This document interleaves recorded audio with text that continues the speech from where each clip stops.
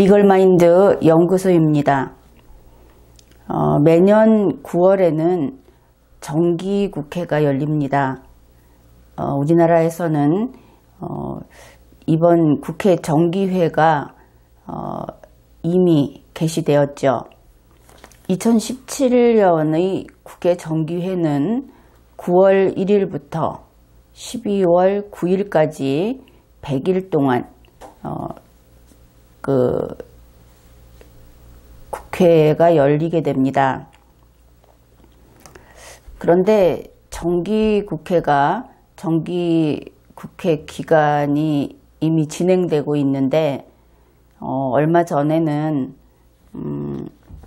특정 정당 소속의 국회의원들이 이 장외 활동을 하겠다 하면서 국회의 일정에서 벗어난 일이 있었습니다. 글쎄 그러한 부분은 국민의 입장에서는 바람직한 일은 아니겠죠. 왜냐하면 과거 소위 우리나라에서 사용하는 용어가 꼭 적절하다고 여겨지지는 않습니다. 그러나 어떤 경우에는 군사 독재 시대라고도 이야기하고 또 어떤 때는 권위주의 시대라고 이야기도 하는, 그런데 한마디로 아마도 법치가, 그러니까 헌법과 법률에 따른 그러한 정치가 제대로 이루어지지 않던 시대, 그때 특히 대통령이라든지 하는 그러한 공무원들이 더 억세고 더 독재적인 기질이 있고 더 비민주적이어서 그렇다기보다는 실은 국민이 그들에게 더 굴종하고 그들이 법을 어기는 것을 더 많이 용납하고 그랬던 시대였다고 이야기하는 것이 옳지 않을까 그렇게 생각을 합니다. 그래서 그랬던 시절에는 대통령의 권한이 항상 권한 남용의 상태로 그렇게 행사가 되곤 하였죠. 항상이라고 이야기하는 것은 만일 지금 내가 여러분과 함께 과거에 집행정부가 혹은 입법정부가 게다가 사법정부도 마찬가지죠. 그들이 법을 집행했던 기록을 다시 꺼내서 물론 그 당시의 헌법과 법률이라는 기준으로 다시 평가를 했을 때는 상당 부분 그들은 헌법과 법률을 어겼다는 평가를 받을 수밖에 없습니다.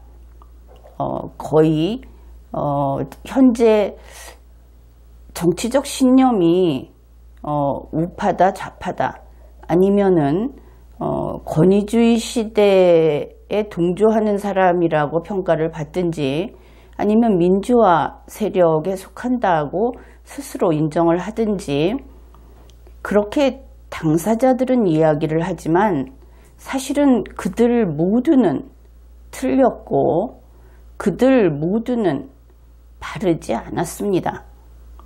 이것이 바로 오늘의 주인이자 다음 세대의 주인인 다음 세대를 이끌어갈 우리가 보는 기준인 것이죠. 우리의 기준에서 보았을 때 어느 누구도 자유롭지 않고 또 어느 누구도 법을 제대로 지키지 않았습니다. 그런데 그러한 시대에 자신들이 대통령이나 혹은 힘 있는 특별히 힘을 쓰는 어떤 자가 법을 어긴다고 해서 거기에 대항하는 수단 역시 법을 따르지는 않았던 것이죠. 바로 그런 시절에 했던 것이 국회의 장외투쟁입니다. 심한 경우에는 다른 나라에 가서 내 나라의 흠을 드러내면서 내 나라에 어떤 힘을 써주기를, 어떤 그 압력을 가해주기를 구걸하는 그러한 대통령도 있었고, 그러한 정치인도 있었습니다. 우리에게 있어서는 어쨌든 시대적으로 보았을 때 선조, 앞선 세대의 반열에 드는 사람들이죠. 그러나 그들은 사실은 부끄러운 짓을 많이 했습니다. 그런데 2017년 지금에 이르러 국회의원이 장외투쟁을 하겠다고 했을 때 그것을 저들이 국민의 편에 선다든지 혹은 잘못된 것을 바로잡기 위하여 그렇게 한다든지 그렇게 평가해 주기는 어렵죠. 왜냐하면 헌법과 법률이라는 기준을 가지고 얼마든지 상대방과 논쟁을 할 수 있고 상대방을 승복하게 할 수 있는 것이 2017년이기 때문입니다.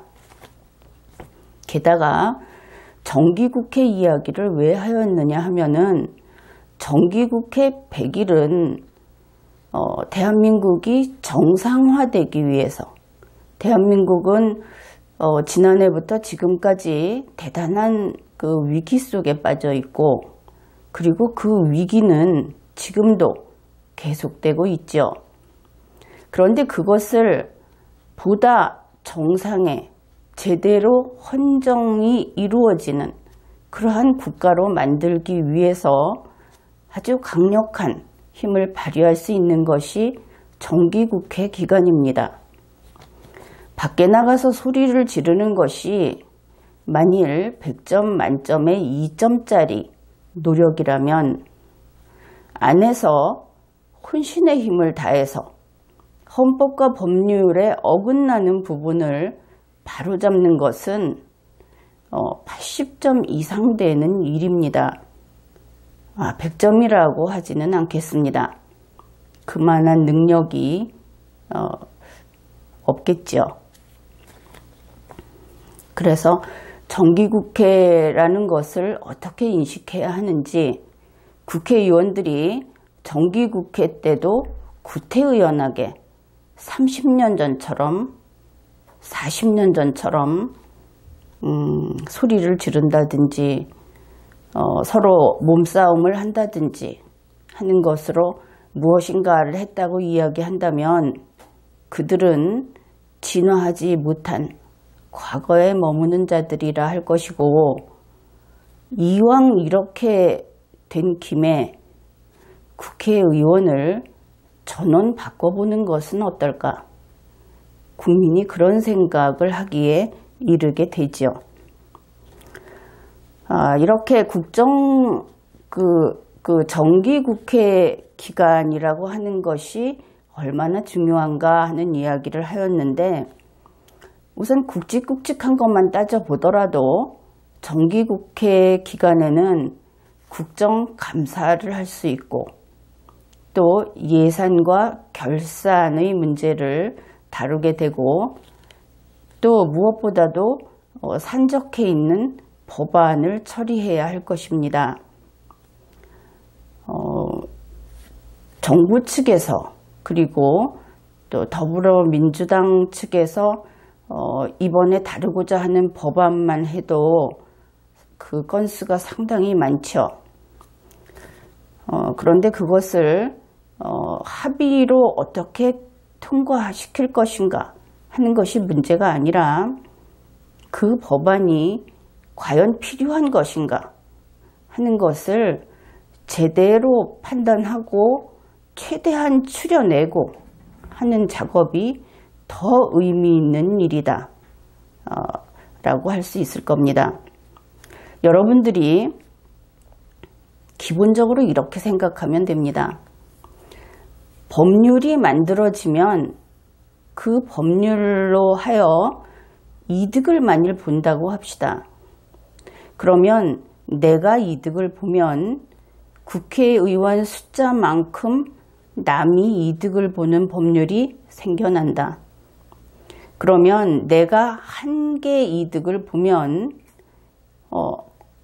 290개 남이 이득을 보는 법이 생기고 우리 국민은 291개, 지금 개수는 정확하지 않습니다. 291개만큼 세금을 내게 된다. 그렇게 생각하면 됩니다. 그러니까 경기가 벌어져서 서로 대립하는 것처럼 보이지요. 양대 정치 세력이. 그런데 경기는 시작을 해놓고 한쪽이 이기고 다른 쪽이 져서 어떤 국민은 환호하고 어떤 국민은 분노하는 사이에 그들 양자는 두 번 대가를 챙깁니다. 법이라는 것은 국민의 자유를 억압하는 것이고 국민의 재산을 그만큼 감소시키는 것입니다. 그래서 법은 적을수록 좋다. 이것이 불변의 진리인 것이죠. 잘 들여다보면 법을 쉽게 많이 만들게 되면 결국은 우리 스스로가 그 법 속에 묶여서 자유를 잃어가고 있는 것을 아마도 한참 뒤에야 깨닫게 되겠지만 법이라는 것은 항상 그렇게 작동을 합니다. 그러면은 정기국회에서 보통 가장 먼저 진행되는 절차가 국정감사입니다. 이번에도 일정상 국정감사가 이제 좀 일찍 예산결산과 같이는 가겠지만 먼저 시작해서 먼저 끝나게 그렇게 될 것인데 이 국정감사에 대해서 이번에는 이야기를 해볼 겁니다. 갑자기 왜 국정감사인가 하고 생각할지 모르겠는데 여러분이 이번에 함께 논의를 하고 나면 이것이 묘하게도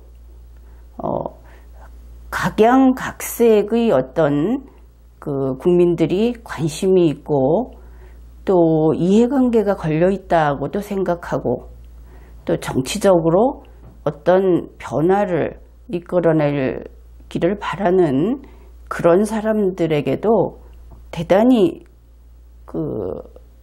깊이 관련이 되어 있는 내용이구나 하는 것을 알게 될 것입니다. 이제 이번 회에서 다루게 될 법조문을 먼저 보고 가기로 하죠.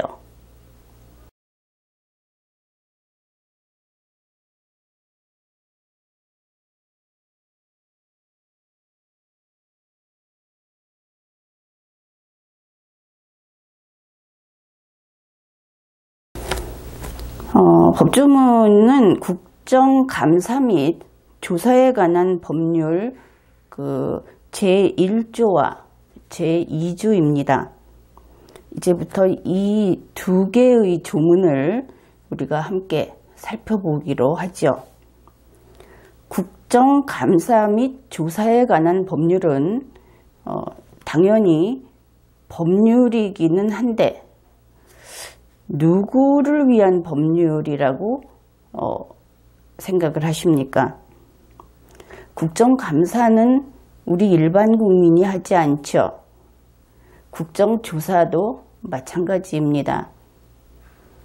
그러면 국정감사와 조사는 국회의원들이 하죠. 그러면 이 법률은 국회의원들이 준수해야 할 법률이구나 하는 것을 알 수 있습니다. 제1조에서 목적을 규정합니다. 이 법은 국정감사와 국정조사에 관한 절차, 기타 필요한 사항을 규정함을 목적으로 한다. 그러니 국정감사와 조사를 하는 주체, 그것은 물론 국회이지요. 그런데 국회는 인간이 아니니까 국회의원이다, 이렇게 이야기를 한 것입니다. 그러면 이 법률은 국정감사를 할 때 혹은 국정조사를 할 때 그 기능을 하겠구나. 그런데 국정조사라고 하는 것은 특별한 사안이 생겼을 때 그 사안에 좁혀서 그것만을 조사하는 것을 가리키죠. 지난 최순실 등 민간인에 의한 국정농단 사건, 의혹 사건, 그것을 조사했던 것이 바로 국정조사입니다. 그런데 국정감사는 정기적으로 하게 되어 있죠. 국정감사는 과거에는 물론 국회 정기회 기간에 국정감사를 했었습니다. 그리고 국정감사는 국정 전반에 대한 심사를 하는 것이죠. 근데 심사라고 해서 국정감사를 해가지고 옳고 그름을 평가할 권한이 국회에 있다고 생각하면 잘못된 것입니다. 왜냐하면 집행정부, 즉 정부와 국회는 서로 대등한 관계에 있죠. 그런데 조금 전에 보았듯이 국회가 1년 동안 정책을 잘 집행을 했는지 하는 것을 심사를 한다고 하면 그것은 국회 아래에 정부가 있게 되는 그런 결과가 되겠죠.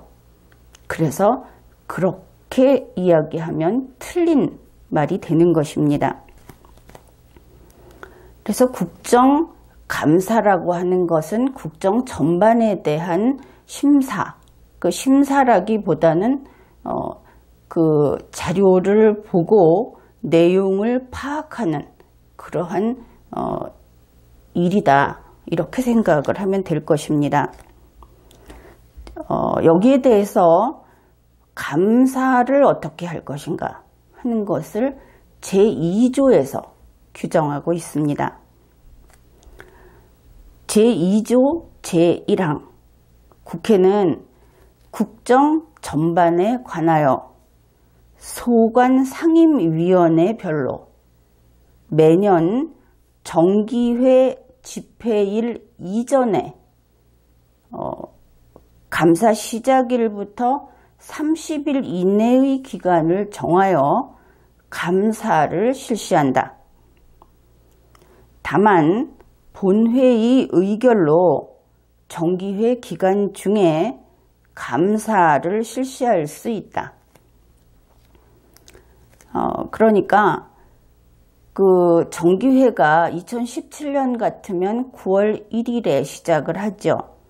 그런데 정기회 집회일 이전에 라고 했으니까 9월 1일 이전에 해야 하는 것입니다. 물론 소관 상임위원회별로 한다, 이렇게 되어 있고, 그런데 감사 시작일부터 30일 이내의 기간을 정하여, 그러니까 최대한 30일 정도 국정감사를 할 수 있겠다, 이렇게 되겠죠. 그러면 9월 1일 이전에 해야 합니다. 이 제2조 제1항이 국정감사에 대한 원칙을 규정하고 있습니다. 물론 제2조 제1항 단서에서 정기회 기간 중에 예외적으로 할 수 있다고 규정을 하고 있죠. 본문이 원칙이고 단서가 예외라고 했을 때 원칙이 항상 이루어져야 그것이 바른 법 집행입니다. 그러니까 본문에 따라서 국정감사가 시행이 되어야 하는 것이죠. 그러면 단서는 그야말로 예외적으로 어쩔 수 없는 사정이 있을 때, 그럴 때 예외가 적용이 되어야 하는 것입니다. 그런데 만일 원칙인 본문이 아니라 예외인 단서에 따라 국정감사가 매년 시행이 된다고 하면 그러면 어떻게 될까요? 이렇게 예외가 상례화, 늘 예외에 따르게 이렇게 되면 그것을 법률이 형해화되었다, 이렇게 이야기를 합니다. 바로 그것은 국회가 위법행위를 하는 것이고, 늘 위법행위를 함으로써 법을 파괴하는 것이다. 그러면 이러한 공무원이 국회의원이 만일 제도를 벗어나서 이야기를 해보자면 법을 이렇게 붕괴하게 만드는 국회의원이라면 탄핵의 대상이 되어야 하겠죠. 그런데 국회의원 탄핵 제도가 없을 뿐입니다. 법을 형해화시키는 것은 중대한 범죄입니다. 그리고 제2항을 보죠. 제2조 제2항. 제1항의 감사는 국정감사를 가리킵니다. 상설위원장이 국회 운영위원회와 협의하여 작성한 감사 계획서에 의하여 행한다. 그러니까 국정감사는 감사 계획서에 의하여, 감사 계획서에 기재되어 있는 그대로 집행되어야 한다, 이런 뜻입니다. 국회 운영위원회는 상임위원회 간에 사이에 감사 대상 기관이나 감사 일정의 중복 등 특별한 사정이 있는 때에는 이를 조정할 수 있다. 우선 제1항과 제2항을 보았을 때 논리적으로 우리는 이렇게 해석을 할 수 있습니다. 국정감사는 감사 계획서에 의해서 행한다. 그리고 국정감사는 국회 정기회의 집회일 이전에 최대 30일 정도의 기한을 정해서 실시한다. 그러면 정상적으로는 이렇게 되겠죠. 아무리 늦어도 8월 초에는, 8월 2일쯤에는 국정감사를 시작해서 8월 31일까지는 끝을 내야 되고, 그리고 그렇게 되면 9월 1일에 국회 정기회가 개시가 되죠. 그런데 8월 2일쯤에 국정감사를 실시하려면 제2항에서 감사 계획서에 의해서 행한다고 했기 때문에 8월 2일 이전에 감사 계획서가 작성이 되어 있어야 하겠구나 하는 것은 논리적으로 당연한 것입니다. 제3항을 봅시다. 제2항의 감사 계획서에는 감사반의 편성, 감사 일정, 감사 요령 등 감사에 필요한 사항을 기재하여야 한다. 물론 제2항에서 국정감사는 감사 계획서에 의하여 행한다, 이렇게 되어 있고, 제3항에서 감사에 필요한 사항이 감사 계획서에 기재되어 있어야 한다고 했습니다. 결국 감사 계획서는 대강이어서는 안 되고 바로 그거 한 개만 들고서 감사를 시행할 수 있도록 세세한 내용까지 모두 기재된 완결판이어야 한다는 것을 알 수 있습니다. 제4항, 제2항의 감사계획서는 매년 처음 집회되는 임시회에서 작성하고, 그러니 우리가 9월 1일에 정기회의가 개회된다고 했을 때 아무리 늦어도 국정감사는 8월 2일경에는 첫 실시가 되어야 하고 30일 정도를 한다고 했을 때 감사계획서는 그보다 먼저 작성 완료되어야 한다. 그것도 완성본으로, 세밀한 완성본으로. 그러면 얼마나 빨리 작성해 놓아야 하는가? 그것을 제4조에서 규정합니다. 매년 처음 집회되는 임시회. 그러니까 새해가 돼서 1월부터 임시회가 처음 열리게 되면 바로 그때 작성이 완료되어야 하는 것입니다. 그만큼 새해 동안, 새해 1년 동안 어떻게 할 것인지 국회의원은 연말에 놀 수 없는 것이죠. 준비를 해 놓아야 하는 것입니다. 2017년의 경우에 첫 임시회는 1월 9일부터 1월 20일까지 열렸습니다. 그러니까 바로 이때 2017년의 감사계획서가 완성본이 작성이 끝났어야 하는 것이죠. 매년 처음 집회되는 지금 사항을 다시 보겠습니다. 감사계획서는 매년 처음 집회되는 임시회에서 작성하고 감사 대상 기관의 일을 통지하여야 한다.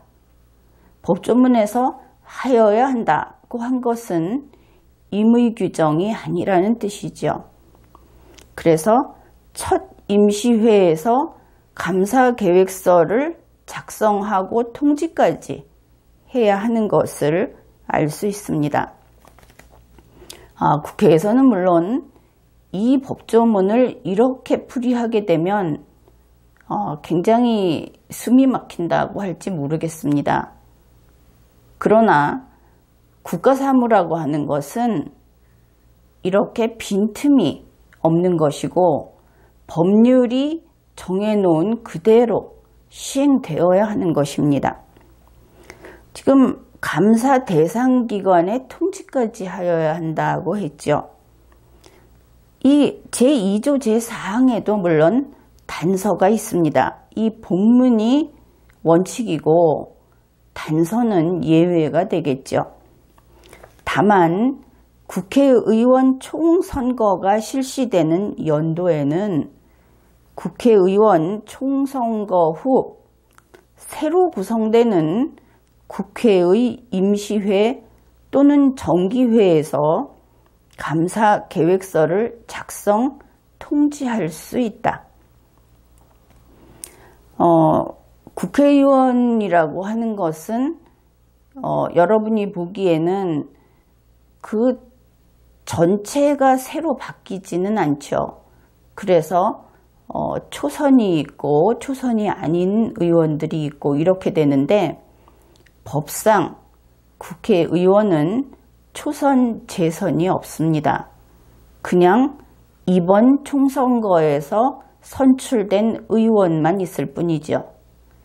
그런데 의원들 자신이 몇 선이다 몇 선이다 하면서 그것을 경력으로 삼아서 마치 그만큼 국회의원을 더 많이 한 사람이라는 것을 과시하듯이 이야기를 하는데 법률에서는 오직 이번 회의 국회의원인지 아닌지 하는 것만 규정하고 있습니다. 그렇기 때문에 과거에 국회의원이었던 사람들이 모여서 마치 무슨 동창회처럼 만들어서 국회의 어느 한 부분을 차지하고 특정 집단으로서 행세하는 것은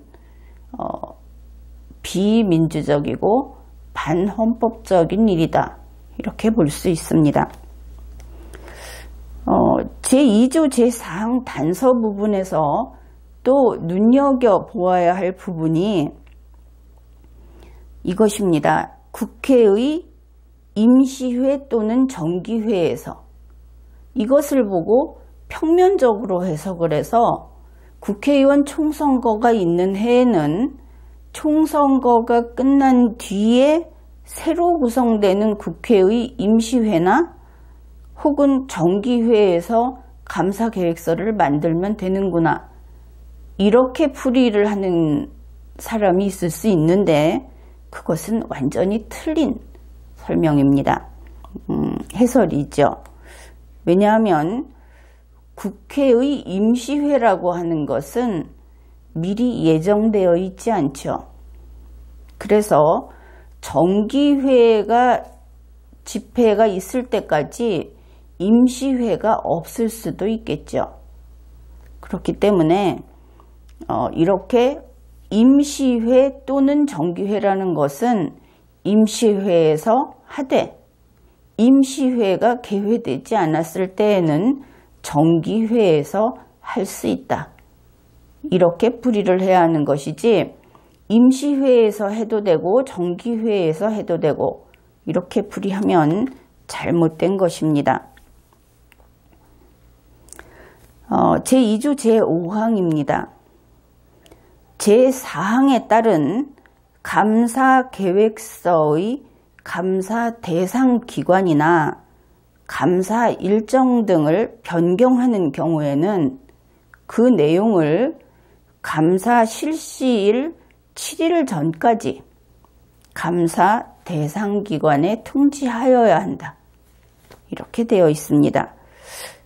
그러면은 감사 계획서에서 감사 대상 기관이나 일정을 변경할 수 있겠구나 하는 것을 알 수 있죠. 그러면 변경이란 무엇일까요? 변경이란 이미 정해졌어야만 할 수 있는 것이죠. 그래서 국정감사 실시를 언제 할 것이다 하고 시기를 결정하고 나서 그 다음에 국정감사 계획서를 작성하고 통지한 뒤에 그때에만 변경할 수 있다 하는 것을 알 수 있습니다.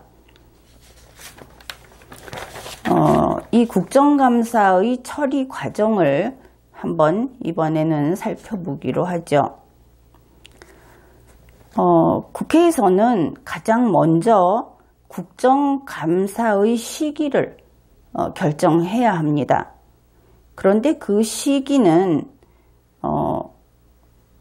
매년 정기회 집회일 이전 30일 이내의 기간에 감사를 실시한다 이렇게 되어 있었죠. 그러면 그 30일, 그 정기회 집회일 이전 30일이라고 하는 것은 훨씬 더 앞당겨질 수도 있고 가장 늦어도 올해 같은 경우에는 8월 2일에서 8월 31일 정도가 될 것이다 하는 것을 알 수 있습니다. 정기회는 물론 9월 1일에 시작되었으니까 그렇게 되겠죠.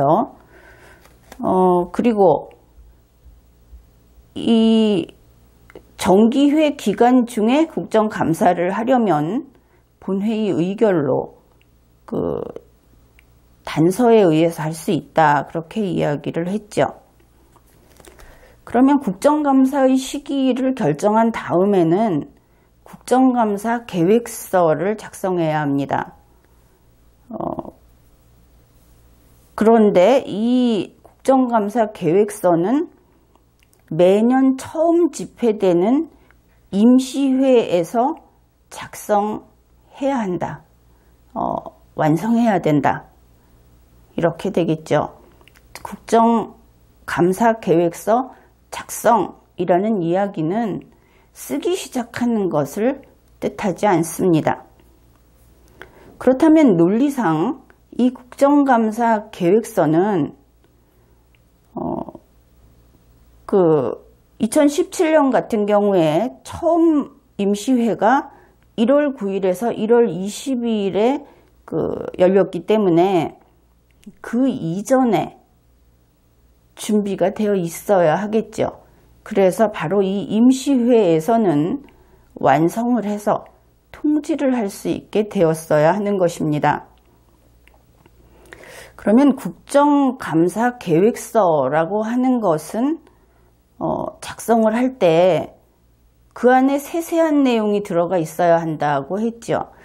이것을 국회에서는 국정감사계획서를 작성한 다음에 국정감사 대상기관 승인의 건을 제안하고 이런 식으로 그 순서를 잡아 놓았는데 이것은 법률 해석을 그르친 경우입니다.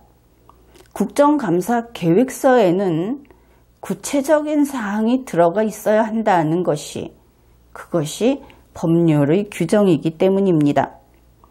따라서 국정감사의 대상 기관들을 어디로 할 것인지에 대해서는 본회의에서 의결을 해야 하죠.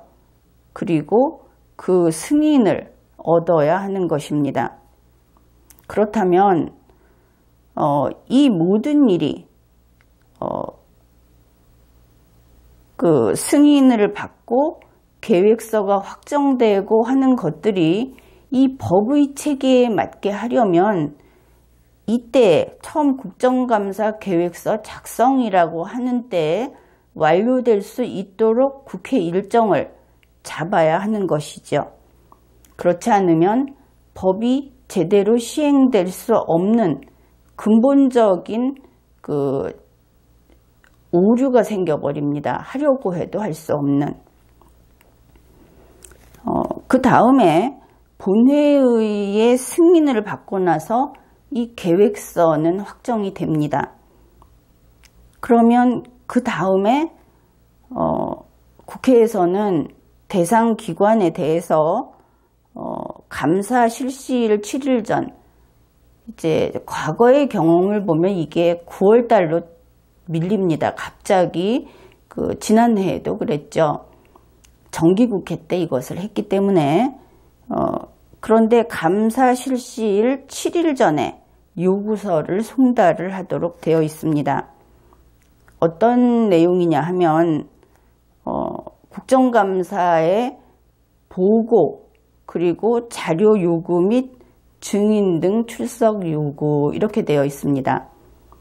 그런데 이 밋이라는 말로 앞뒤로 연결하고 있는 것은 분리된다는 것을 잘 알아두어야 합니다.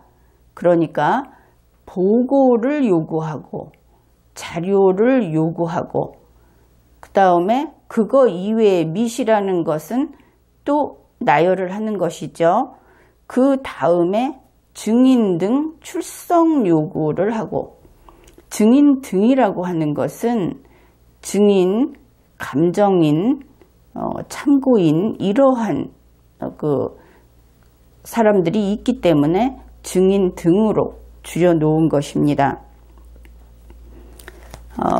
그런데 여기에서 보고 요구와 자료 요구는 요구라는 것이죠. 증인 등 출석 요구는 요구가 아니라 출석 요구입니다. 이 차이가 보고를 요구하고 자료를 요구하면 보고하면 되고 자료를 제출하면 되죠. 그런데 증인 등 출석 요구라고 하는 것은 증인 등이 출석하면 되는 것이 아니라 출석하여 증언을 한다든지 진술을 한다든지 해야 하는 것입니다. 둘은 구별이 되는 것이죠. 그런데 여기에서 문제가 이 대상기관이라고 하는 것이 대등한 다른 통치기관인 경우에 문제가 됩니다. 대체로 그렇겠죠. 보고란 아랫사람, 서열상 아래에서 위에 알리는 방식을 보고라고 합니다.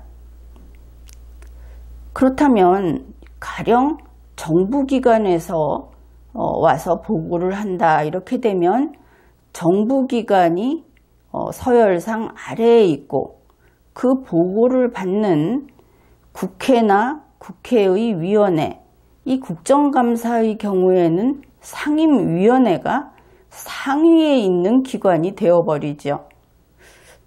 이것은 헌법에 위반이 됩니다. 그래서 이거 보고라는 말이 잘못되지 않았는가? 예, 이것은 명백하게 잘못되었습니다. 헌법에서 보고를 받도록 권한을 국회에 주지 않았기 때문입니다. 그것은 다른 기회에 다루기로 하고 이 보고라는 표현은 적당치 않다 하는 것만 지적을 하죠. 그리고 국정감사를 실시하게 되면은 이때 증인서에 따른 선서를 합니다. 기본 양식이 있습니다. 그 다음에 보고 및 질의 답변, 강평 및 종료 선언을 한다고 국회가 이야기를 합니다. 그런데 이 증인서에 의한 선서에서 국회가 또다시 헌법을 위반하고 또 자기 자신들의 법률을 잘못 집행하고 있습니다. 증인서 선서에서 보고를 요구한 기관 또 자료를 요구한 기관에서 이 보고의 요구 경우에 기관장이 나와서 증인서에 의한 선서를 하고 있습니다. 혼란을 일으킨 것이죠. 증인서에 의한 선서는 증인 등 출석 요구를 받은 자에게 선서를 받아야 하는 것이 법률의 규정입니다. 그런데 국회가 이 둘을 통합해서 증인서에 의한 선서를 받고 있는 것입니다. 이것은 앞으로 또 논의를 해보기로 합시다. 그리고 국정감사가 끝나면 결과보고서를 작성해서 각 상임위원회별로 국회의장에게 제출하게 되어 있습니다. 그리고 나서 국회 본회의에서 국정감사 결과보고서를 의결로 채택을 하죠.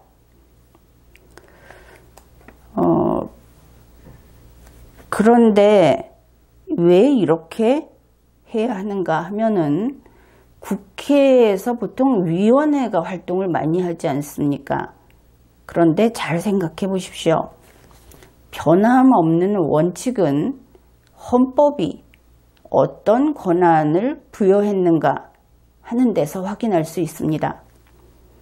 대한민국 헌법은 국회의원으로 구성되어 있는 국회에 입법권을 행사할 수 있는 입법 정부로서의 권한을 부여했습니다. 위원회에게 부여하지 않은 것이죠. 따라서 위원회는 입법권의 행사 주체가 될 수 없습니다.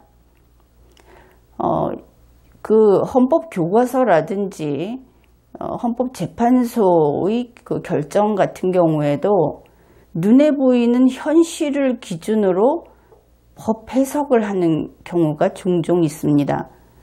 그래서 실제로는 상임위원회, 특별위원회 하면서 위원회가 활동을 많이 하다 보니까 국회의 활동이나 위원회의 활동이나 결국은 같은 것이 아니냐 이렇게 보고 그렇게 설명을 하는 경우가 있는데 법률은 제대로 된 권한이 없을 때에는 효력을 발생하지 않습니다. 이것이 원칙이다 하는 것을 알아두면 좋겠습니다.